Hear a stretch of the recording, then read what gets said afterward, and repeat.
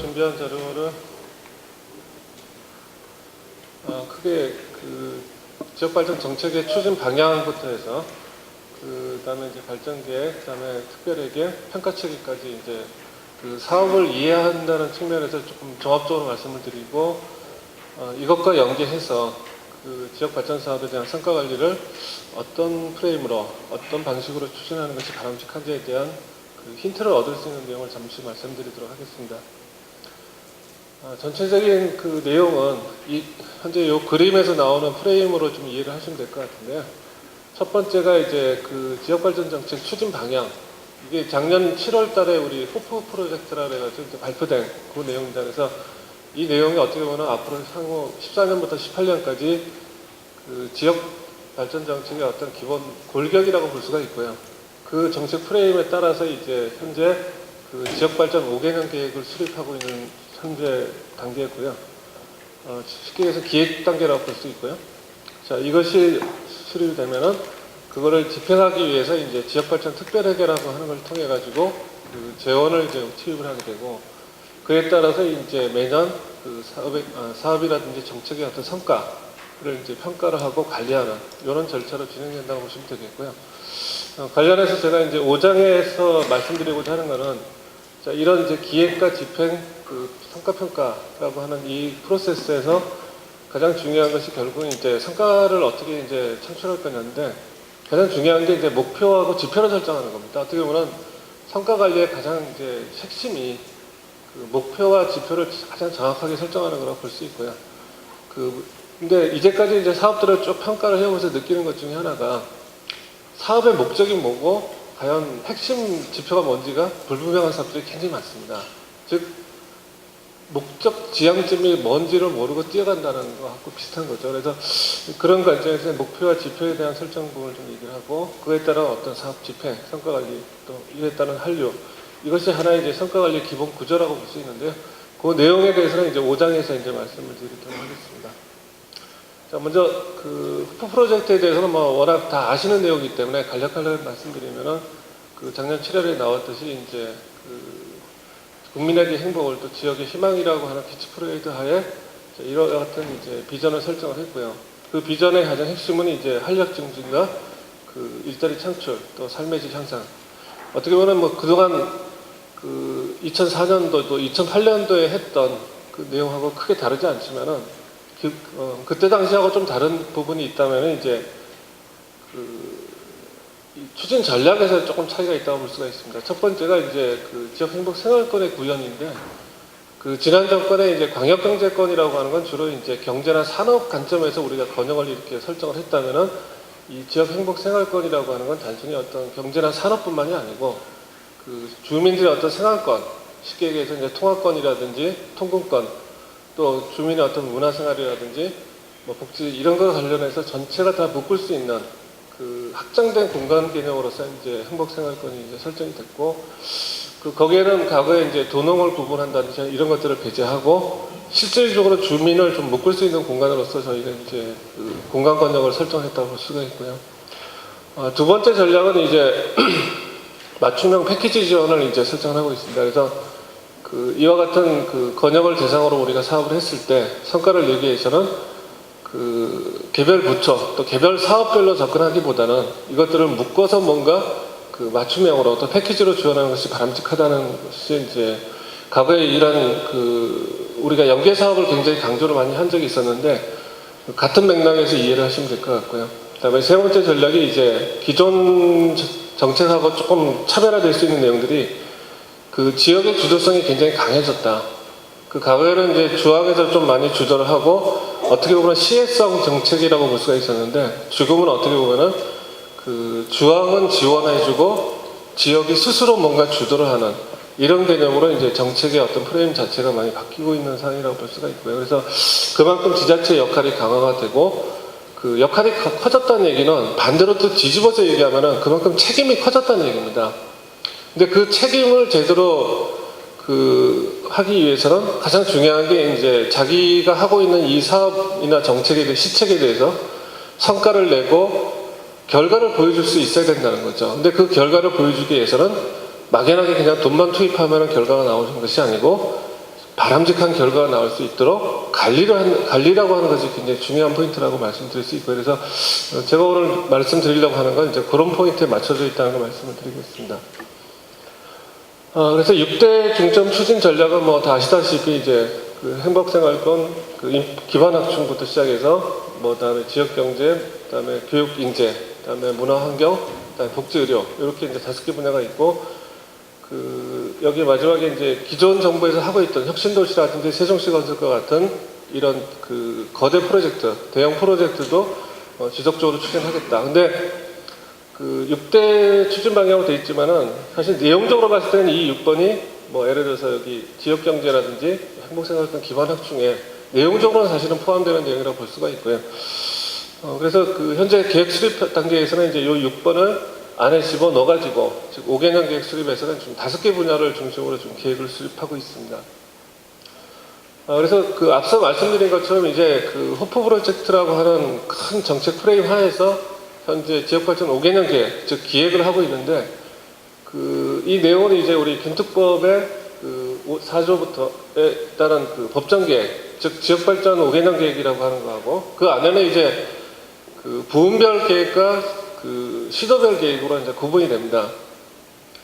즉 부문별 계획, 시도 계획으로 이제 구분이 되는데 부문별 계획이라고 하면 그 지역 발전 사업에 관련되는 주항의 부처들을 전체를 모아서 이제 만들어진 계획이라고 볼 수가 있고요. 그다음에 시도별 발전 계획은 17개 광역 시도별로 각각 개별적으로 수립하는 계획이라고 보시면 되겠고 이 계획 5년 단위의 계획들을 이제 실행하기 위해서 매년 연차별로 그 시행 계획을 수립하도록 법에서 규정을 하고 있고요. 그다음에 그 앞서 말씀드렸던 이제 지역 행복생활권 그거에 대한 계획은 현재 임의 계획으로 좀 되어 있는 상태인데 뒤에 보시겠지만은 요 지역 행복생활권이라고 하는 것이 임의 계획이긴 하지만은 현재 시도 발전 계획 안에 포함시켜서 계획을 수립하고 있는 상황이라고 말씀드릴 수 있겠습니다. 그래서 그 5개년 계획에 대한 성격을 잠깐 말씀드리면 앞서 말씀드린 것처럼 이제 법정 계획이고 즉 최상위 종합계획이라고 보시면 되겠고요. 그 다음에 그 앞서 말씀드린 것처럼 경제에서부터 복지, 문화, 환경까지 전체를 아우르는 그 종합적인 어떤 그 계획이라고 말씀드릴 수가 있고, 그 다음에 5년 단위의 중기적 실행 계획이다. 그 다음에 이 계획이라고 하는 것이 조금 전에 봤듯이 부문별 계획과 시도별 계획이 이제 따로따로 수립이 되는 것이 아니고 둘 간의 어떤 정합성을 갖도록 즉 부문별 계획이 시도별 계획에 반영이 되고 시도의 어떤 계획 내용들이 부처의 그 부문별 계획에 반영이 되도록 연동이 되도록 하는 계획이기 때문에 그 주안과 지방 간의 어떤 공동 협력 계획이라고 이제 볼 수가 있겠습니다. 그래서 이 계획을 수립하는 과정에서 이제 제일 어려웠던 부분이 실무적으로 이제 각 시도에서 수립한 계획 사업의 내용하고 그다음에 예산이라든지 이런 것들을 중앙부처에서 수립한 그 범위 내에서 이제 이렇게 조정을 하는, 즉 정합성을 조정하는 이 과정들이 실제로 이제 많은 시간이 소요가 되고 좀 어려움을 겪고 있습니다. 그래서 현재 거의 마무리 단계에 와 있는 상태고요. 그다음에 이제 지역발전 시행계획이라고 하면 이제 이 5개년 계획을 매년 연차별로 이제 수립하는 계획인데 지금 지난 10년간 조금 솔직히 말씀드려서 이 시행계획이라는 게 조금 실효성 없게 이제 수립된 측면이 있습니다. 왜냐하면은 단순히 예산을 그냥 모아놓은 단순히 취합한 정도의 계획으로서 이제 좀 기능을 한 부분이 있는데 향후에는 이런 부분들이 이제 뒤에 나오는 평가와 연동해서 봤을 때 이 시행계획이 의미 있는 시행계획이 될 수 있도록 좀 뭔가 수립 내용이라든지 수립 방식이 조금 바뀌어야 되지 않나 생각을 갖고 있습니다. 이 계획의 수립 절차는 뭐 지금 현재 와 있는 단계를 말씀드리면은 현재 2단계 거의 이제 끝물에 와 있습니다. 그래서 거의 99% 지금 완성이 된 상태고요. 아까 말씀드렸듯이 이제 시도 계획과 이 부문별 계획 간의 어떤 정합성도 거의 이제 99% 마무리된 상태고 이번 주 내로 아마 이거는 최종 마무리가 될 것 같습니다. 그래서 향후 이제 9월달, 10월달에 이제 이런 대통령 자문안 마련, 그다음에 이제 국무회의 심의 이런 절차를 거쳐가지고 최종적으로 아마 공표가 될 것 같습니다. 현재 지역발전 5개년 계획의 전체적인 내용적인 체계를 말씀드리면은 아까 이제 호프 프로젝트에서 6대 중점 추진 방향이라고 하는 것이 있었는데 그 중에서 이제 6번을 제외한 6번은 아까 말씀드린 것처럼 내용적으로는 이제 앞에 5대 분야에 들어가기 때문에 그 지역 생활권 활성화하고, 그다음에 이제 지역 경제 활력 제고, 그다음에 교육 인재 양성, 그다음에 문화 생태보건, 그다음에 의료복지. 그래서 5대 분야에 총 20개의 실천 과제를 중심으로 현재 계획이 수립되고 있고요. 이 내용은 이제 우리 시도에서 각 계획을 수립을 해왔기 때문에 뭐 잘 아실 겁니다. 그래서 이 20개의 실천 과제를 이제 우리가 효율적으로 진행을 하기 위해서 현재 267개 단위 사업들을 현재 를 중심으로 계획을 수립하고 있습니다. 그래서 여기 나와 있듯이 이제 각 부처에서 우리는 지역 발전 사업에 앞서 말씀드렸던 이런 이제 20개의 실천 과제를 달성하기 위해 추진하기 위해서 각 부처에서 제시한 267개 단위 사업을 기준으로 계획을 수립하고 있는 상태고요. 근데 요거를 이제 기존의 5개년 계획하고 조금 비교를 해보면은 5년 전에 우리가 수립했던 5개년 계획에서의 단위 사업 개수는 조금 많았습니다. 그때는 단위 사업 개수가 한 800여 개 정도 됐었고요. 근데 사실은 그때 단위 사업 개수하고 지금 267개가 그러면은 단순히 비교하면은 이제 사업 개수가 굉장히 많이 줄은 것처럼 보이지만 그게 아닙니다. 왜냐면은 그때 당시에 800여 개 사업 안에는 지금 현재 하고 있는 포괄보조 사업들의 내역 사업들, 한 200여 개의 내역 사업들이 다 이렇게 분리가 돼가지고 계획을 수립했습니다. 그때 당시만 하더라도 포괄보조 사업이 아직 시행되기 전이기 때문에 2008년도에 계획을 수립했고 포괄보조 사업이 도입이 된 건 2010년이다 보니까 내역 사업을 기준으로 이제 계획을 수립하다 보니까 사업 수가 굉장히 많았었고요. 지금 현재는 포괄 사업 기준으로 이제 하고 그다음에 이제 우리 경제발전 예정에 있는 사업들까지 포함해서 일반회계 또는 이제 기금이라든지 특별회계 있는 사업까지 포함해서 지역 발전 정책과 연관되는 사업들을 총 망라하는 사업들이 현재 267개 사업 단위 사업을 넣어서 지금 계획을 수립하고 있다, 이렇게 말씀드릴 수 있고요. 그 다음에 이제 시행계획에 대한 절차인데 매년 시행계획을 수립을 해야 되지만은 과거 이제 5개년 계획을 하는 한 해는 그 해는 시행계획을 수립하지 않았습니다. 그래서 왜냐하면 이제 거의 연말돼서야 이제 5개년 계획이 나오다 보니까 그 해 끝나는 시점에서 시행계획이라는 것이 수립하는 것이 의미가 없기 때문에 수립을 안 했는데 이번에는 이제 뭐 아직 결정은 확정적으로 되지는 않은 것 같고요. 그래서 2014년도 시행계획은 현실적으로 조금 실효성이 없지 않나. 그래서 아마 15년도에 대한 시행계획을 좀 미리 준비하는 개념으로 접근해야 되지 않나 개인적인 판단을 하고 있습니다.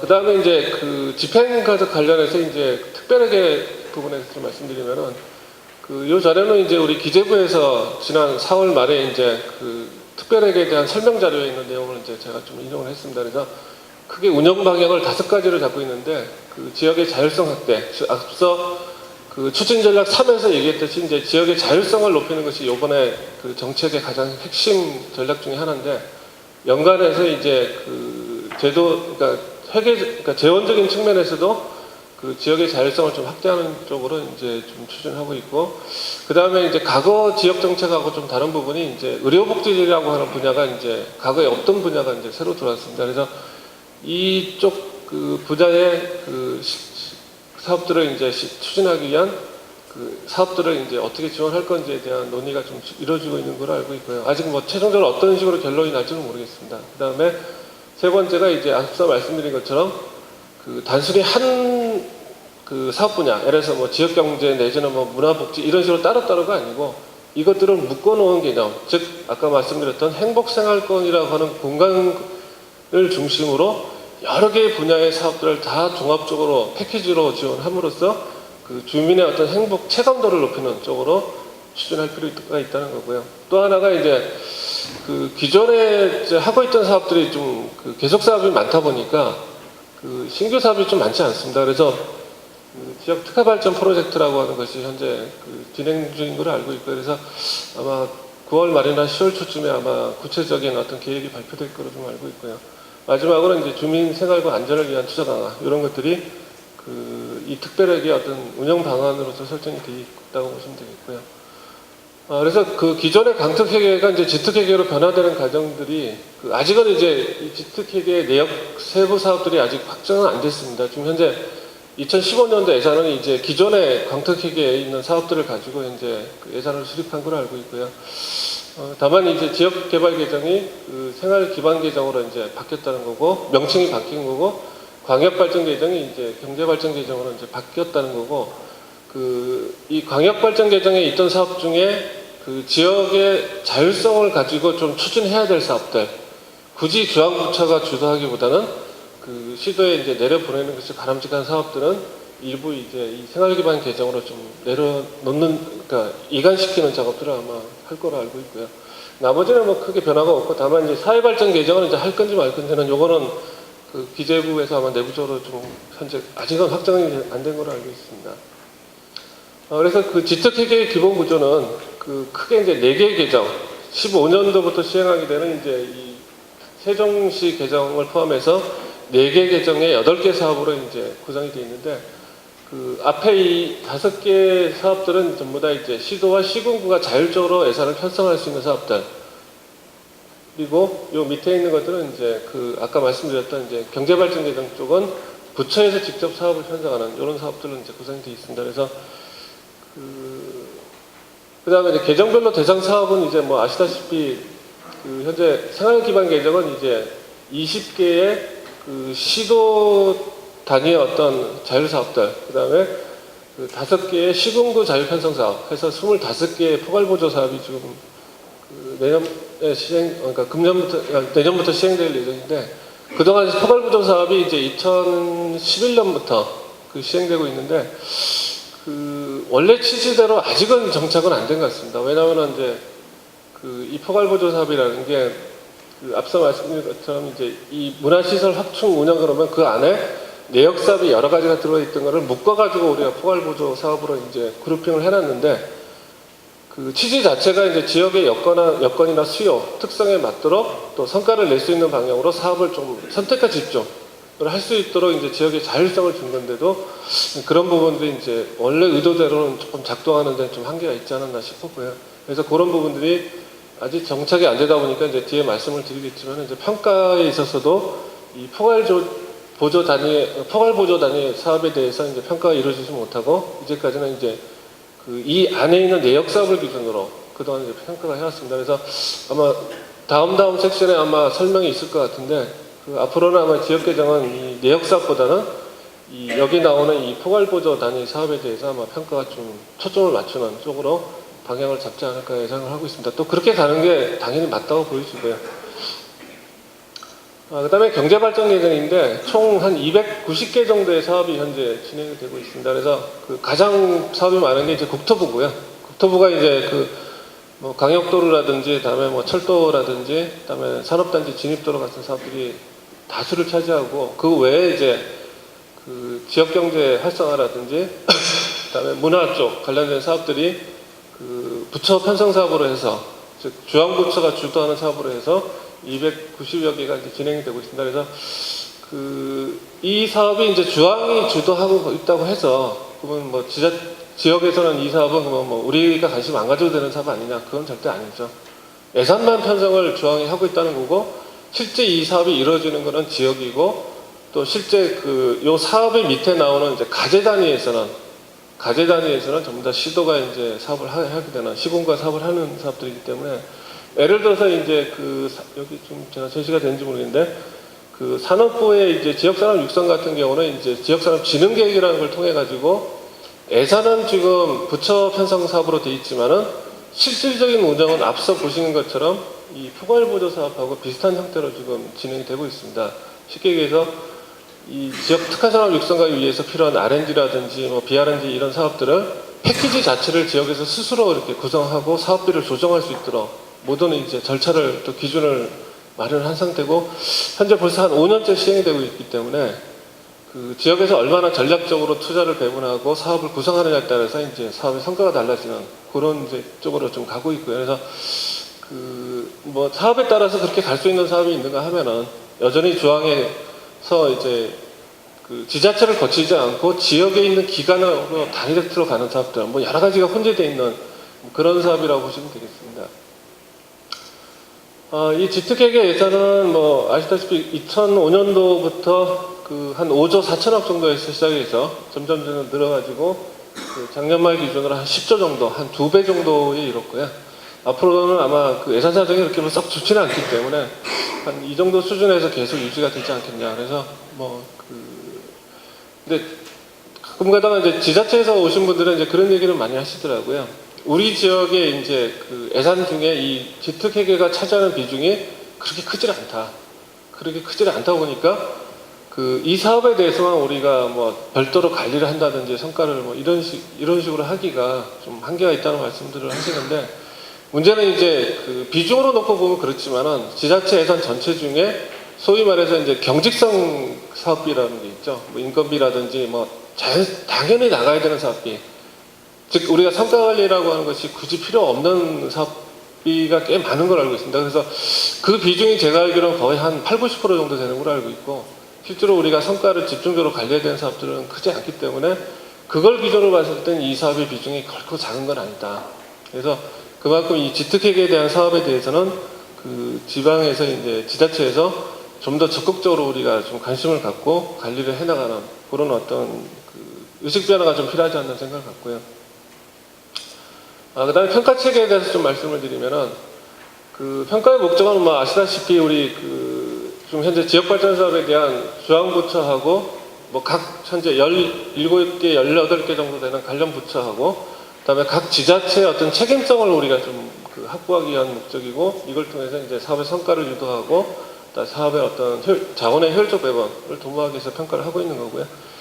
근거는 이제 뭐 우리 균특법이라든지 동법 시행령에 이제 이렇게 그 시행계획, 부분별 시행계획하고 시도 시행계획의 추진 실적을 평가해야 된다, 이렇게 되어 있습니다. 그러다 보니까 그 시행계획이라고 하는 것이 뭔지에 대한 그 정의가 사실은 좀 애매합니다. 그 쉽게 얘기해서 이제 우리가 현재까지는 사업 단위로, 그 프로그램 단위로 이제 평가를 해왔죠. 우리 지역개정 같은 경우는 내역사업 단위로 평가를 해왔고, 그 광역개정, 그러니까 죽음으로 얘기하면 이제 그 경제발전 개정 같은 경우는 이제 각 부처에서 하고 있는 사업 단위로 우리가 이제 평가를 해왔는데, 그것만 평가를 하면 다 끝난 거냐?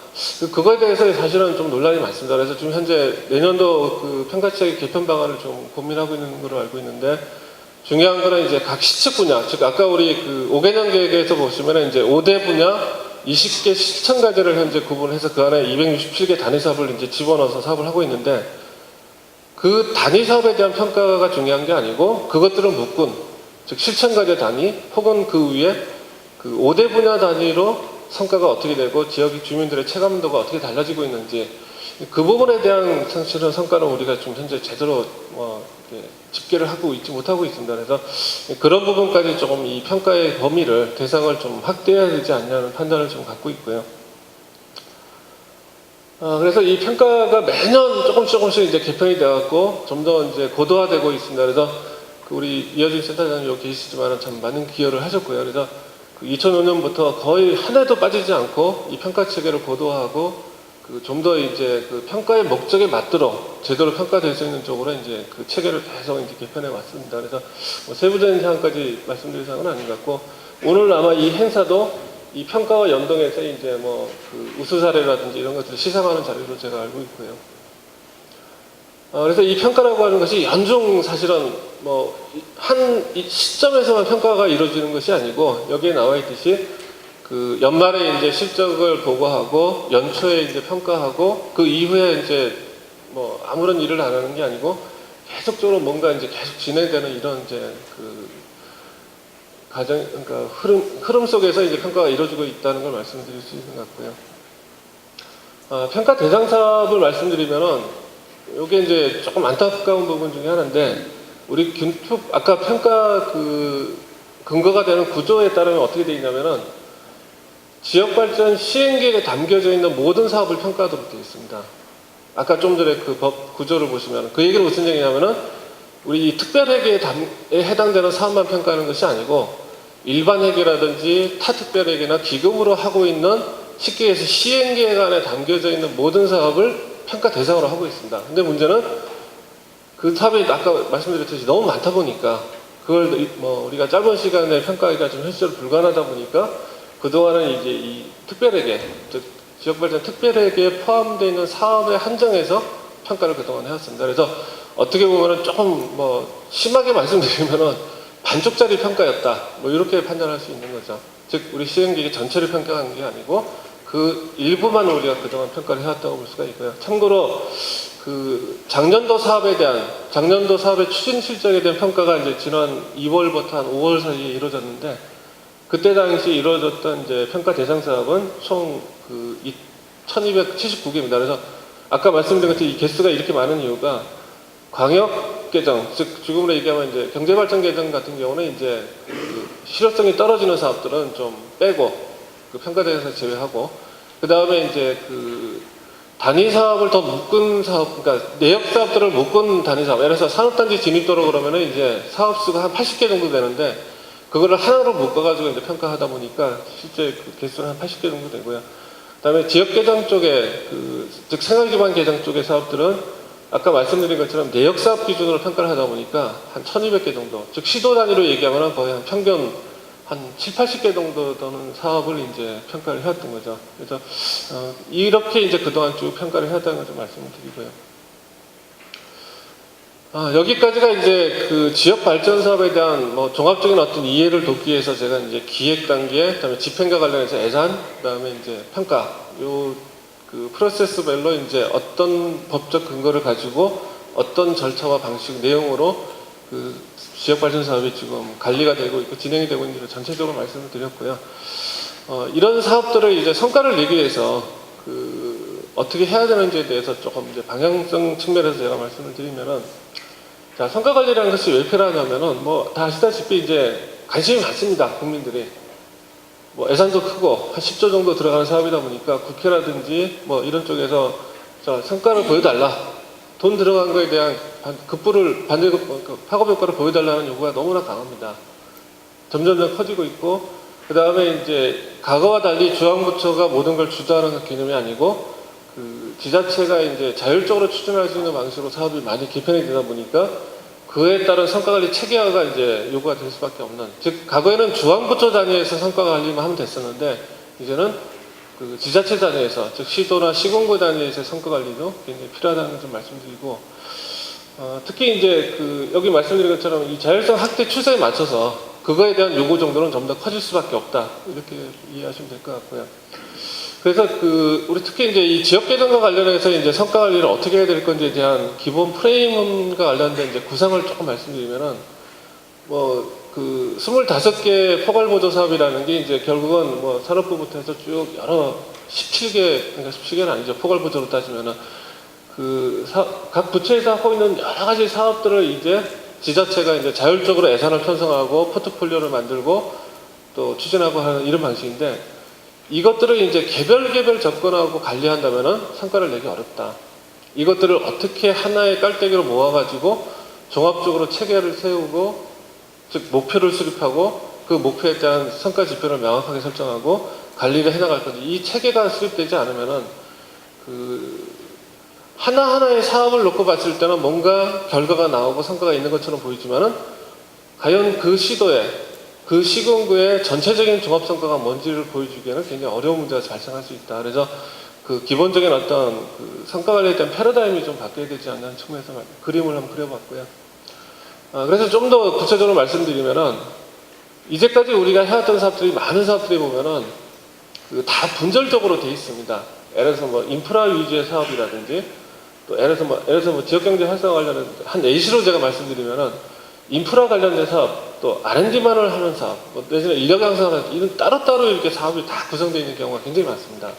근데 문제는 실제로 성과가 나오려면은 인프라 성과, R&D 성과, 인력 양성 성과가 각각이 중요한 게 아니고, 이것들이 하나에 모아져 가지고 특정 산업이나 예를 들어서 뭐 고용 창출이 얼마나 전체적인 성과를 보여줄 수 있어야 되는데, 그런 부분에 대한 어떤 관리 체계나 성과 지표, 또 그 성과 목표들이 명확하지 않더라. 그래서 그 향후에 우리가 지향해야 되는 성과 관리 그 지향점은 이와 같이 인프라, R&D 이런 것들을 하나로 다 결집이 될 수 있도록 이렇게 모아주는 성과 관리가 필요하지 않나 생각을 갖고 있고요. 그래서 성과관리라는 표현하고 이제 성과평가라고 하는 용어가 이제 굉장히 조금 그 혼용돼서 쓸 수 있어가지고, 그거에 대한 개념에 대해서 조금 말씀을 드리면은, 우리 그 정부 업무 평가 기본법에 따르면 이제 성과 관리라고 하는 것이 뭔지에 대해서 정의가 딱 돼 있습니다. 보시면은 이제 그 중장기 목표 또 그 연도별 목표 성과 지표를 수립을 하고 자 이것들이 집행 과정이나 결과에서 경제성이나 효율성 그다음에 그 효과성 측면에서 어떻게 나타나고 있는지를 관리하는 것이 이제 성과 관리다 이렇게 정의를 하고 있습니다.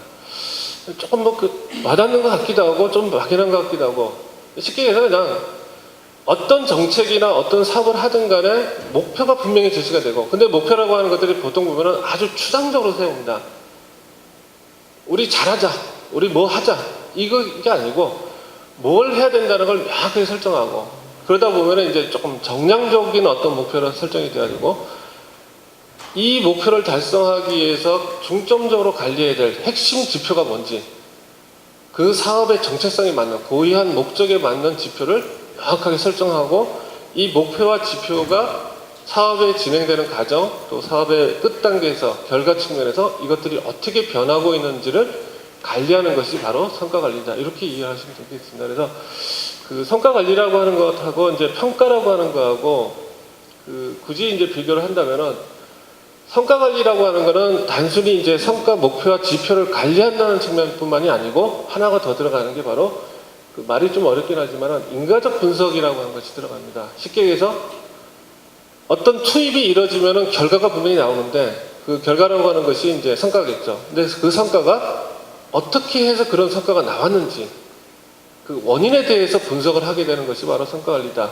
그래서 그것들을 우리가 분석을 해서 다음에 어떤 그 정책을 시행하는지 의사결정 또 자원 배분을 어떻게 할 건지를 우리가 전체적으로 종합적으로 분석하는 것이 바로 성과 관리라고 하신다면은 성과 평가라고 하는 것은 그런 어떤 인과관계에 대한 분석보다는 투입 처음에 시작할 때 목표와 지표 설정, 목표치에 따라서 결과가 어떻게 나왔는지를 여타 뭐 지역 간에 또 사업 간에 비교를 하는 관점에서 이루어지는 것이 바로 성과평가다 이렇게 이해하시면 되겠습니다. 그래서 그럼에도 불구하고 이 둘 간의 관계를 굉장히 혼용적으로 쓰는 경우가 많습니다. 보면은 이제 이 성과평가가 성과관리에 포함되어 있는 경우도 있고 반대로 성과관리가 성과평가에 포함되어 있는 경우도 있고 이 둘이 혼재되어 있는 경우도 있고 동일시하는 경우 세 가지 케이스가 다 있는데 그동안 우리가 한 10년 동안 해왔던 이 지역발전 사업의 평가나 성과평가 등 성과관리는 사실은 케이스 3에 해당되지 않느냐 하는 것이 제 판단입니다.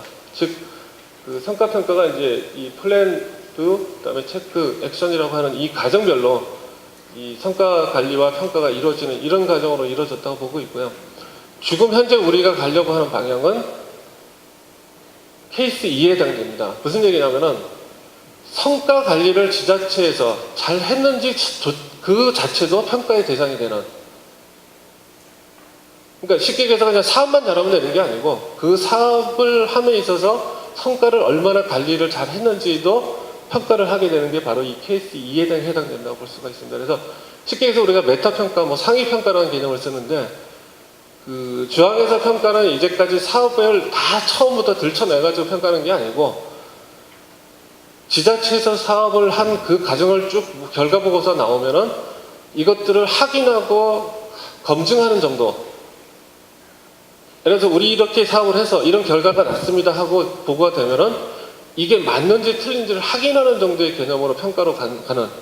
즉 자체 평가가 그만큼 이제 강조가 되고 그 자체 평가에 대해서 상위 평가를 하게 되는 개념으로 간다면은 이게 이제 케이스 2에 해당되는 즉 성과 관리가 이제 평가에 해당되는 포함되는 이런 그 유형으로 이제 앞으로 우리가 좀 변모해 나갈 거라 좀 이해하고 있고요. 그 대부분의 정책, 예를 들어서 뭐 지역 재정 자율 사업이라든지 우리 그 국가 R&D 사업 평가라든지 이런 것들을 보면은 대부분 이제 이 케이스 2에 해당되는 쪽으로 좀 평가가 이루어지고 있다. 이렇게 이해하시면 되겠습니다. 자, 그 다음에 이제 세 번째로 이 성과 관리를 잘하기 위해서 그 문제 진단이 좀 필요한데, 자, 우리가 성과가 잘 안 나오는 경우가 많습니다. 근데 그 원인을 분석해 보면은 대부분의 경우가 여기 제가 제시된 이 9가지 경우 중에 하나일 겁니다. 즉, 성과가 잘 안 나오는 경우. 그 이유를 따져보면은 성과 목표라든지 그 다음에 성과 지표를 명확하게 설정을 못했다. 즉 사업의 목적이 뚜렷하지 않다는 거죠. 도대체 뭘 하기 위한 목적인 건지. 즉, 예를 들어서 이게 과연 주민들 전체의 어떤 행복 삶을 질에 높이기 위한 사업인지 아니면 중간 조직의 어떤 운영을 하기 위한 목적의 사업인지가 불분명한 사업들, 이런 것들을 그런 오류가 이제 종종 많이 발견이 되고 있고, 또 하나가 이제 성과에 대한 이해 관계자들 간의 합의가 부족한 경우, 즉 합의가 되지 못하고 일방적인 어떤 주도위에서 사업의 내용이 결정이 되고 목표가 설정이 됐을 경우에, 즉 배가 산으로 가는 엉뚱한 결과가 나오는 경우가 종종 있게 되고요. 또 하나는 이제 이 성과 지표라고 하는 것이 사업만 잘하면 되지 성과는 자동으로 나오는 거 아니냐, 이런 식의 어떤 약간은 무개념적인 접근에 의해서 그 성과 지표를 보여달라고 하니까 가장 쉬운 방법이 이제 쉽게 측정 가능하고 통제 가능한 변수들, 가장 쉬운 방법이면 만족도 조사만 딱 한다든지 쉽게 얘기해서 그냥 예산 집행률로서 사업을 잘했다고 보여주는, 이런 것들이 이제 대표적인 케이스라고 볼 수가 있겠죠. 근데 그거 가지고 이 사업이 성과가 있다 없다 판단하기는 현실적으로 어려운 것들이 좀 많이 있다고 볼 수 있고요. 다음에 또 하나가 이제 앞서 말씀드린 것처럼 종합적인 성과보다는 이제 사업 단위 성과, 즉 아까 말씀드린 것처럼 지역경제 활성화 그러면은 관련된 사업이 여러 개가 있는데 이 각각의 사업 간의 관계, 즉 전체적인 포지셔닝 맵이 어떻게 되고 역할이 어떻게 되는지 전체적인 구상 없이 각자 플레이를 하게 됐을 때 나오는 사업 성과는 의미가 없다. 이것들을 모은 종합적인 성과가 어떻게 되는지를 관리가 되고 집계가 돼야 되는데, 그런 부분들이 이제 기획 단계에서 사전에 설계가 되어 있지 않으면은 관리가 어려운 부분이 있습니다. 그래서 이 전체가 아닌 어떤 그 단위 공간이라든지 단위 조직이라든지 단위 분야에 대한 어떤 목표를 설정하고 사업을 했을 경우에는 성과가 굉장히 축소될 수밖에 없다. 그렇게 말씀드리고요. 또 하나가 이제 5번도 같은 맥락입니다. 이 사업별로 칸막이식 성과 관리.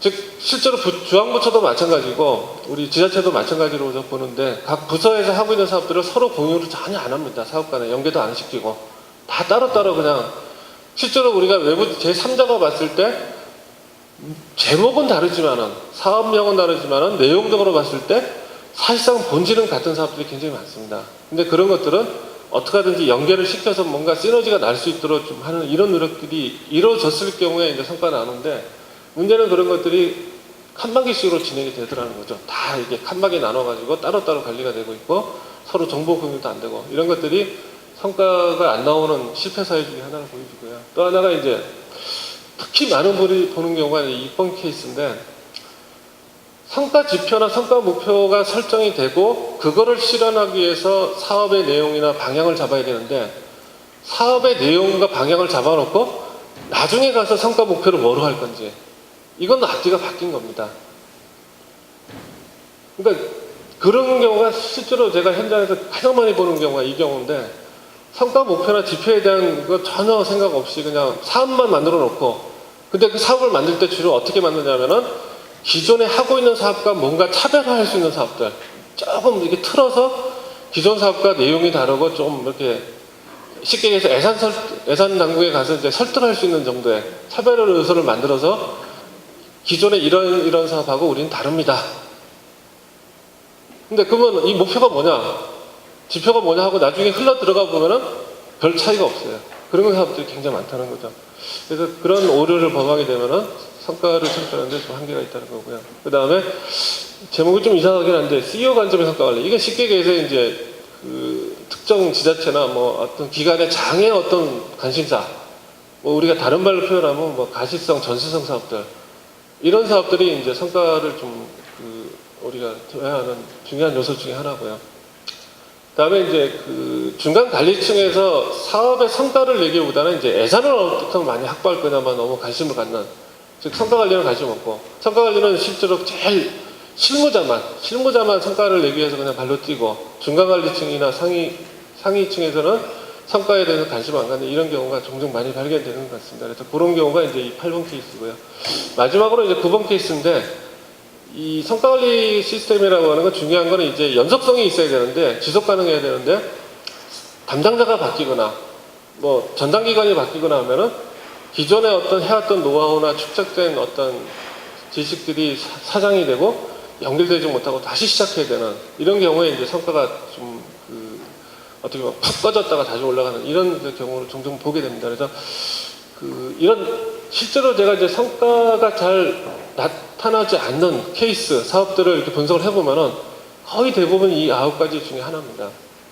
그래서 이 관점에서 우리가 현재 하고 있는 사업에 이런 오류는 없는지 한번 재진단하고 점검하는 작업들을 한번 곰곰이 한번 따져볼 필요가 있지 않나 차원에서 제가 말씀을 드리고요. 그 다음에 제가 시간을 너무 오버하면 안 되기 때문에 시간을 보면서 말씀드리겠습니다. 벌써 시간이 많이 오버가 됐네요. 자, 뒷부분은 간략하게 말씀드리면은 그 성과관리 기본 방향 및 설계라고 그랬는데 뭐 아주 단순합니다. 쉽게 얘기해서 이제 공정이나 활동 중심의 관리를 하면 안 된다. 지금 현재는 그렇게 하고 있는 게 많다는 거죠. 뭐 예산 집행률이란 이런 거에 초점을 맞춘다든지 또 단위 사업별로 분절적으로 평가를 관리한다든지 실적 중심으로 건수 위주로 예를 들어서 뭐 우리 지원 몇 건 했다. 특히 제가 이제 사업을 평가하거나 이렇게 해보면은 제일 아쉬운 게 뭐냐면은 지원 건수를 그 사업의 성과로 제시하는 경우가 굉장히 많습니다. 우리 이 돈 받아가지고 기업들, 요즘 주민들한테 몇 건 지원했고 얼마 지원했다.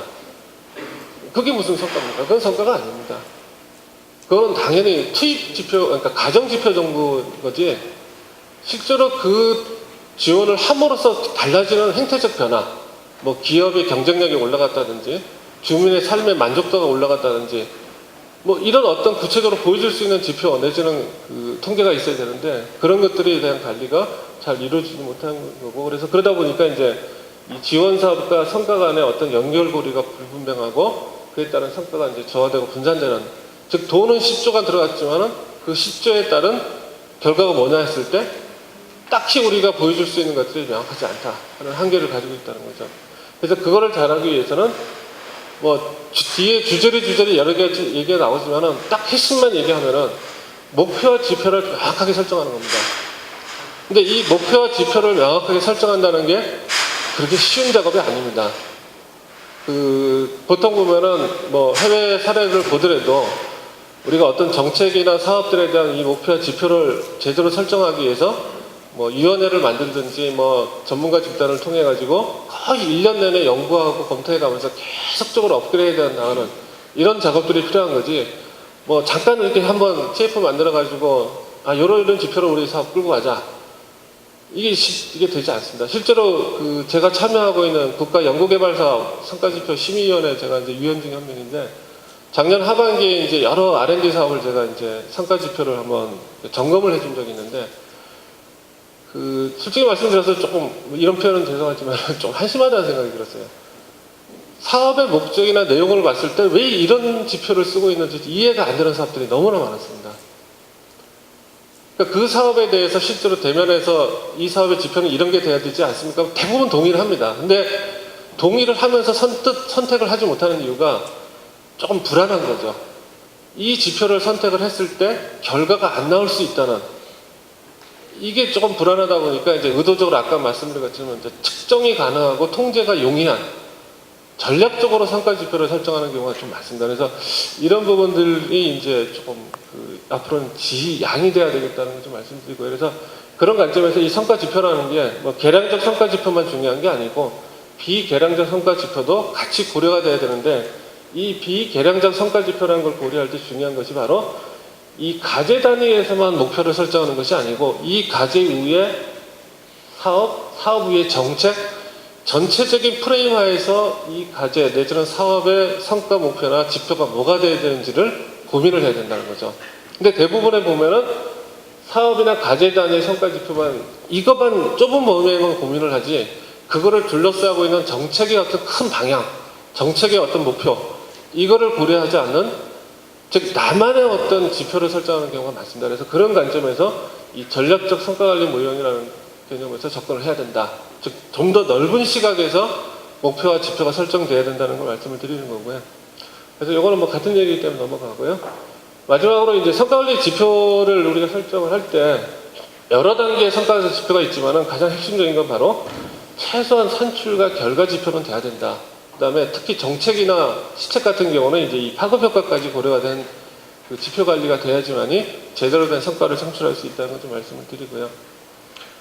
그 다음에 이제 이 바람직한 성과 지표 요건인데, 우리나라 이 재정사업에 있어서 제가 조금 아쉬운 부분 중에 하나가 기획과 평가에 들어가는 사업비가 비중이 너무 작다는 겁니다. 실제로 우리가 그 사업비 구성을 보면은 100이라고 하는 사업비가 있으면은 기획과 평가에 들어가는 예산 비중을 보면 한 5%가 채 안 됩니다. 제가 알기로. 근데 그 돈을 가지고 성과를 관리하겠다는 거는 조금 어불성설이지 않느냐.